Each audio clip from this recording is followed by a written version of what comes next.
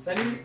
Après avoir visionné le premier vidéo qui s'intitule Comment choisir un DJ en 3 étapes faciles, les gens voulaient savoir c'était quoi la suite des choses. Eh bien, la première chose à faire, ça va être de demander une soumission à votre animateur DJ. Voici maintenant ce que vous devriez retrouver dans votre soumission. Assurez-vous que la date et l'endroit soient clairement indiqués dans la soumission pour éviter toute confusion dans l'agenda et l'itinéraire de l'animateur.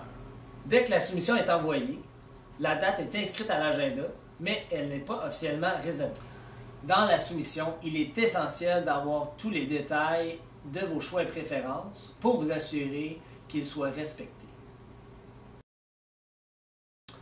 Assurez-vous que le prix indiqué reflète les forfaits et les options à la carte choisie. Prenez le temps de lire et comprendre les petits caractères parce qu'ils peuvent apporter des précisions sur certains points qui peuvent différer d'une entreprise à l'autre.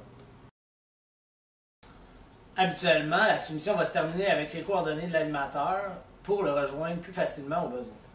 Si vous voyez des différences dans la soumission, n'hésitez pas à contacter immédiatement avec votre animateur DJ. Il va se faire un plaisir d'apporter les corrections nécessaires. Et comme on dit si souvent, eh bien, les paroles s'envolent, mais les écrits restent. Donc, prenez le temps de vérifier vos choses. Avant de donner votre accord à votre animateur DJ pour la soumission, il est primordial de vérifier chaque détail parce qu'entre la conversation téléphonique et la transcription sur papier, parfois il se glisse des petites différences. Dès que la soumission a été acceptée, on peut passer maintenant à la signature du contrat. Voici maintenant les informations qui se retrouvent dans mes contrats d'engagement. La fiche d'information qui va me permettre d'avoir le nom des personnes à contacter, la nature de l'événement, la date et l'endroit.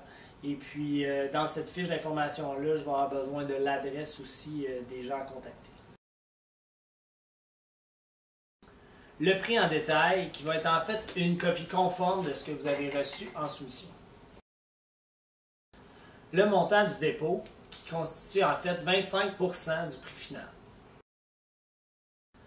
Tous mes contrats ont une date d'expiration. Une fois le contrat retourné, signé avec le dépôt, eh bien votre date est officiellement réservée dans l'agenda.